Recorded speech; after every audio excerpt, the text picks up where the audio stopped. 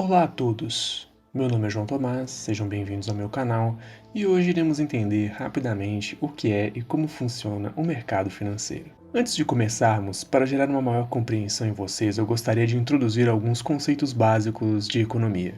A economia de um país, e me perdoem os economistas por essa simplificação, funciona basicamente da seguinte forma: existem as instituições conhecidas como famílias, que possuem demandas de produtos e serviços e oferta de capital, trabalho e propriedade. E existem as empresas, que possuem a oferta de produtos e serviços e a demanda por trabalho, capital e propriedade.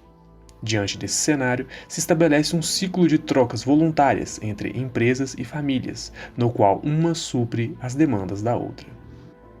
Agora que vocês foram capazes de compreender a existência dessas duas instituições, iremos então classificá-las de acordo com as decisões que as mesmas tomam em relação ao consumo, à poupança e investimentos. Caso uma família ou empresa decida ou precise consumir mais recursos do que tem disponível, iremos classificá-la como tomadora.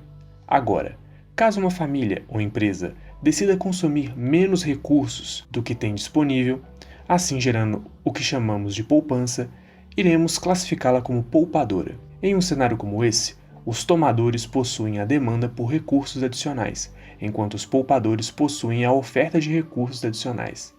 Logo, o que acontece é, os tomadores contraem um empréstimo com os poupadores em troca de uma promessa de pagamento futuro no curto, médio ou longo prazo. Contudo, se cada tomador tivesse que encontrar, por conta própria, um poupador com interesses compatíveis, seria extremamente difícil de se fazer negócios. E é agora que entra aquilo que veio a ser conhecido como sistema financeiro.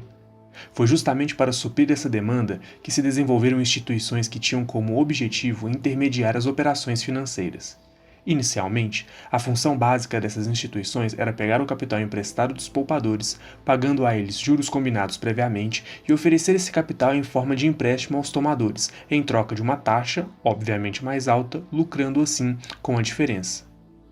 E como essas instituições concentram a poupança, elas acabam suprindo, ao mesmo tempo, as necessidades de volume e prazo de cada um dos clientes de maneira individual. Não é difícil perceber a importância desse sistema. Se uma empresa necessita de um empréstimo para realizar uma expansão e não o consegue, ela irá deixar de empregar e gerar renda. Mas, com o sistema financeiro, esse problema é atenuado. É importante salientar que esse processo não foi muito eficiente no início, tendo, ao longo dos anos, evoluído gradativamente adquirindo um leque de produtos e serviços bastante variado, até chegar no que chamamos hoje de mercado financeiro, que por sua vez pode ser subdividido em 4 diferentes mercados, sendo eles o mercado monetário, o mercado de câmbio, o mercado de crédito e o mercado de capitais, também conhecido como mercado de valores mobiliários. O mercado monetário é o mercado em que ocorrem as transações monetárias de curto prazo, normalmente em um dia, entre as instituições financeiras ou entre elas e o Banco Central. Esse mercado é basicamente utilizado para controlar a liquidez da economia. Em resumo, se houver mais dinheiro circulando do que o desejado pelo Estado, o Banco Central intervém vendendo títulos públicos e, consequentemente, retirando moeda de circulação. E caso ele queira aumentar a quantidade de moeda em circulação, ele realiza a ação contrária, comprando títulos públicos. O mercado de câmbio também é bastante simples de se entender. É nele que são negociadas as trocas de moeda estrangeira por moeda nacional. Ele é regulado pelo Banco Central, a quem cabe a execução da política cambial determinada pelo governo. O mercado de crédito já foi explicado anteriormente. É nele onde ocorrem os empréstimos. Uma instituição financeira intermediária, como um banco, por exemplo, pega a poupança de um poupador e a oferece em forma de empréstimo a um tomador, recebendo do mesmo uma taxa como pagamento e transferindo para o poupador uma taxa menor, lucrando assim com a diferença. Vale salientar que, devido ao fato da instituição financeira concentrar a poupança em si, ela acaba concentrando os riscos também em si, fazendo com que os agentes envolvidos nas operações corram menos risco. Estão envolvidos nesse mercado os bancos e as financeiras. Por último, vamos falar sobre o mercado de capitais ou o mercado de valores mobiliários, que tem estado tão em alta ultimamente no Brasil. Neste mercado, os poupadores têm a possibilidade de oferecer os seus recursos diretamente para os tomadores, em troca de rendimentos. Essas operações são intermediadas por instituições financeiras, como corretoras de valores, fundos de investimento, clubes de investimento e por aí vai. Essas instituições atuam basicamente como prestadoras de serviço, cobrando uma pequena porcentagem dos seus rendimentos como pagamento. Vários tipos diferentes de produtos são comercializados dentro do mercado de capitais. Porém, hoje eu vou focar em apenas dois: as ações e as debêntures.